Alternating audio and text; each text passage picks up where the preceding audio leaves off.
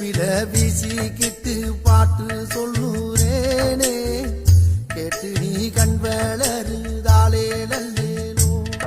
இந்த உலகையாளும் தாய்க்கு செல்ல புள்ள நான் இருக்கேன், என் கவலை தீர்க்க வேணாமா